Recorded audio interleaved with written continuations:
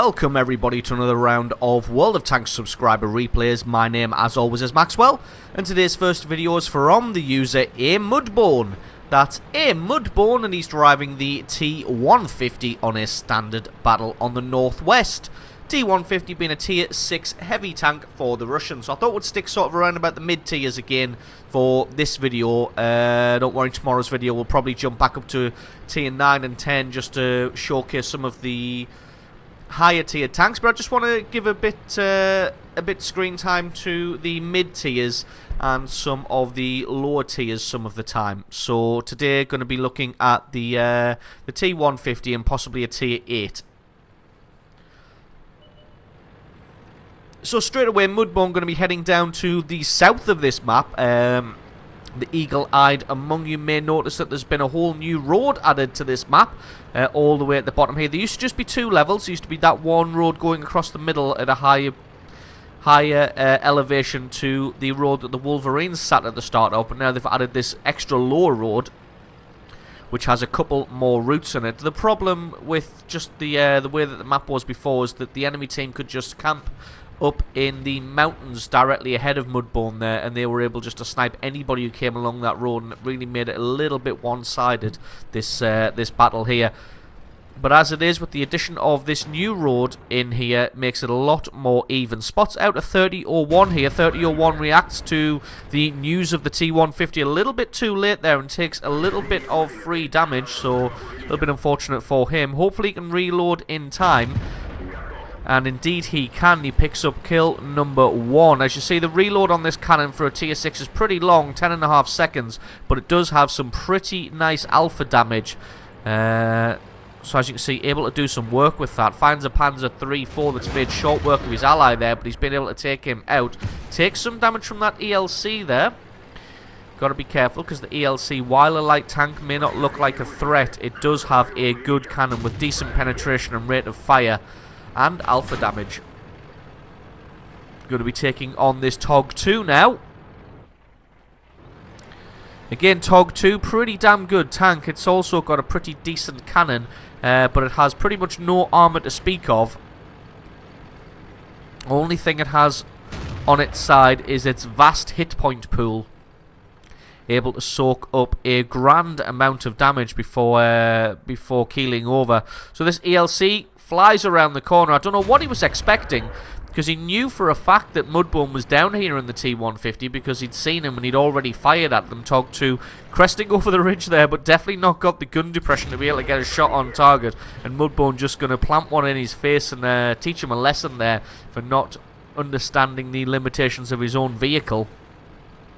He has to back off now, and hopefully if he backs off a little bit more, Mudborn may be able to get another shot into him. Indeed he does. A little bit unfortunate with the low roll there, because that could have been kill number 4, but as it is, only did 200 and some damage, so a little bit unfortunate there, but still pretty good shot.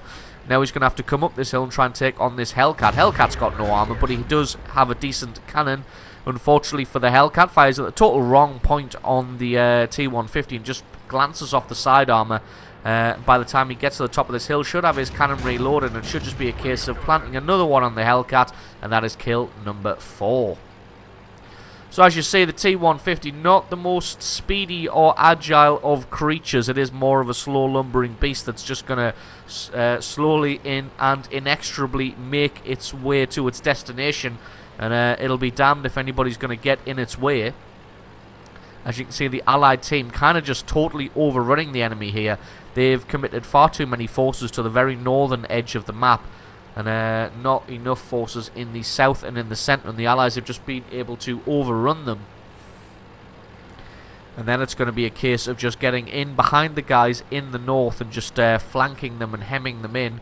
And then it's going to be a case of just taking them out. So Mudborn finally gets to the top of this hill here and has now got to try and find out the guys who are camping. There's no artillery, so he's got a couple of Hellcats here actually that haven't been spotted, because you've got those Chi Nu and Chi To in the north there, but looks like one of them is at least making his way back. So there's one of the Hellcats there, camping in and around the base.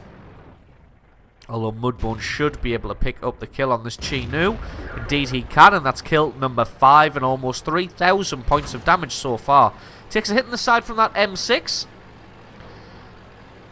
Gonna be feeling a little bit sour about that, considering the M6 is beset on all sides and he chooses to shoot at Mudbourne in his T150 instead of somebody else. Gonna see if he can get one last shot on this Hellcat. Not quite. Hellcat just getting behind the house in time. A little bit of a shame that he rushed his shot on the left-hand side of the house, because if he'd aimed at the right-hand side, the Hellcat did indeed carry on driving. Not that he was to know that at the time. So just trying to get his shot off as quick as possible. For all he knew, the Hellcat could have just stopped behind that house and waited, and then his aiming on the right-hand side would have been for nothing. So these two Hellcats looking like camping didn't work originally, so what they're going to do to make up for that is camp even harder and just hide at the very, very extremities of the map behind these buildings and this rubble pile here. Because if camping didn't work originally, then obviously camping harder is the answer. Takes a hit from this Hellcat, not able to get any damage in return.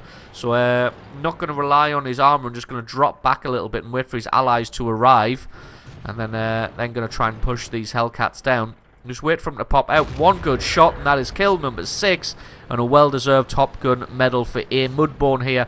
So there's just one Hellcat left, and as you can see, the Allied team just swarming in. And that is GG and the game. So absolutely awesome replay there from A. Mudbourne, driving his T150 straight along that bottom road and just letting nothing stand in his way. So stick around, because as always, another game and the score screens are coming right up.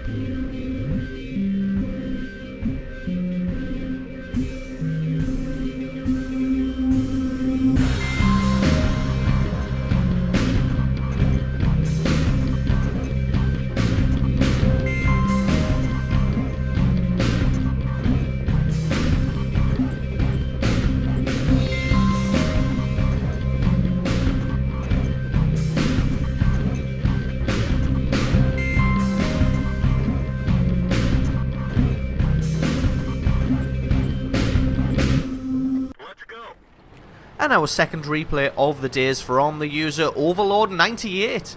That's Overlord98, and he's driving the Pershing on a standard battle on the Mountain Pass. Pershing being a Tier 8 medium tank for the Americans. The one straight after the T20.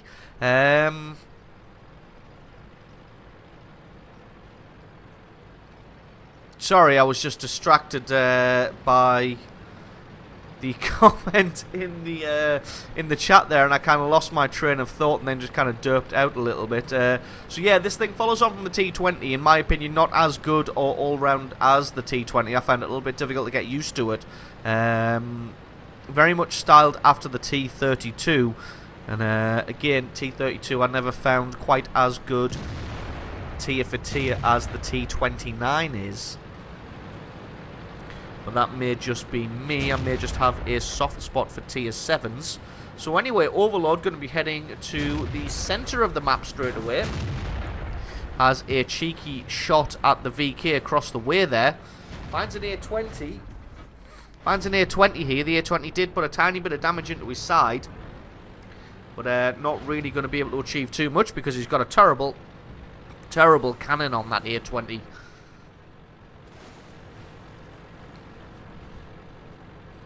So Overlord not going to give a damn about the enemy team here. I'm just going to push straight up the other side of the little valley here. And he's going to get some good proximity spots on everybody. As you see, finds this T71 here, puts a good bit of damage onto him. Does have to be careful though, because the T71 does have a good cannon with that auto loader, and he's able to do a decent amount of damage. But it looks like the M445's taken him out, done the last bit of damage onto him. And just spotted out a couple of tank destroyers here, camped up on the mountainside. Got to be careful here. This SU-152 just bounces on the front, probably on the gun mantlet there of the Pershing of Overlord.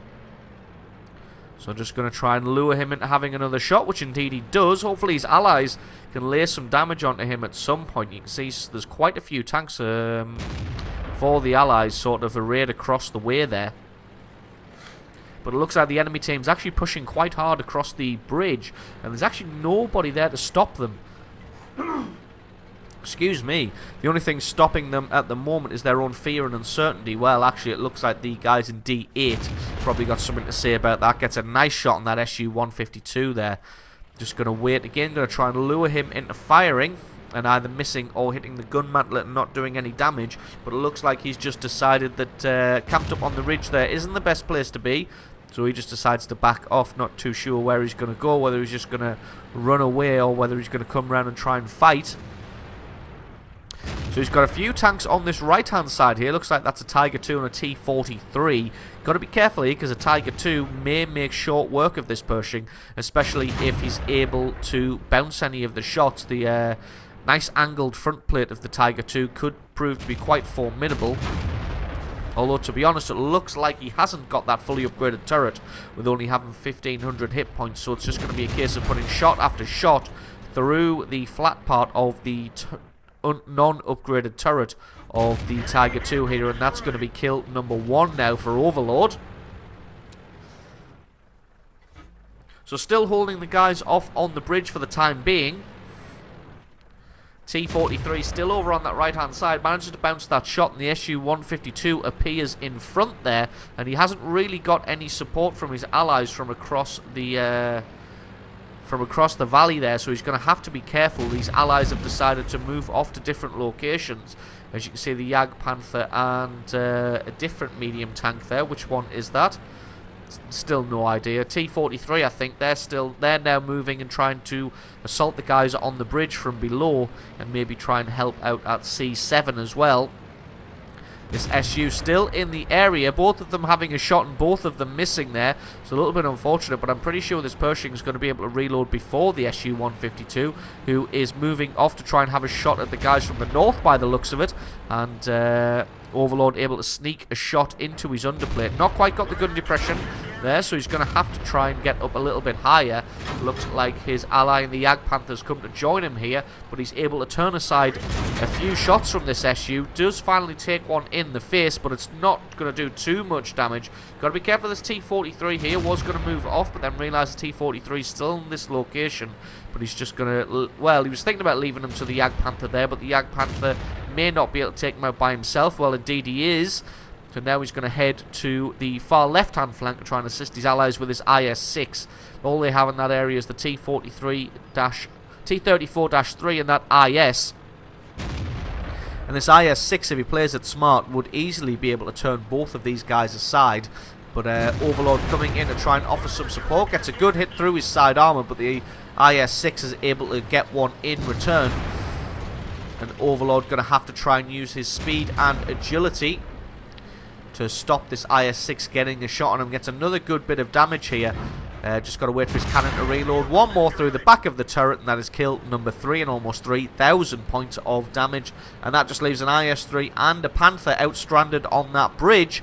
And as the allied team close in around them and just try and move in to finish these guys off.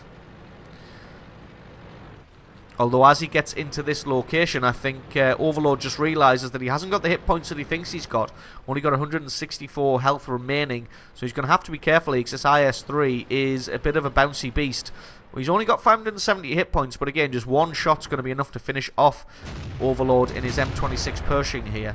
But gets a good hit through the front of the IS-3, and then that AMX is able to finish him off, and that just leaves this Panther out stranded on the bridge. He's got nowhere to go, and he's got no protection from either side.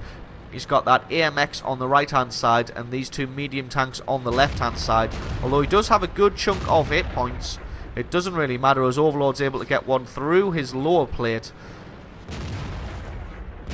Really, if this Panther plays it carefully, he could take out the T-43, the Pershing and that AMX, but as it is, it looks like the allied team just content to win by capping, and that is GG and the victory. So an absolutely awesome replay there from Overlord 98, scoring 3 and a bit thousand points of damage, 3 kills, and just really pushing the enemy team and keeping them on the back foot for the majority of that battle. So absolutely awesome replay from you. Thank you very much for sending that one in. Don't forget, guys, if you've got yourself a good replay, then please send that to replay@screenreality.com. Link for that is in the description. Leave me a like or favourite, comment in the comment section below, letting me know exactly what you thought, and if you're not already, then please consider hitting that subscribe button for more content like this in the future. I've been Maxwell, this has been World of Tanks, and I will catch you guys next time.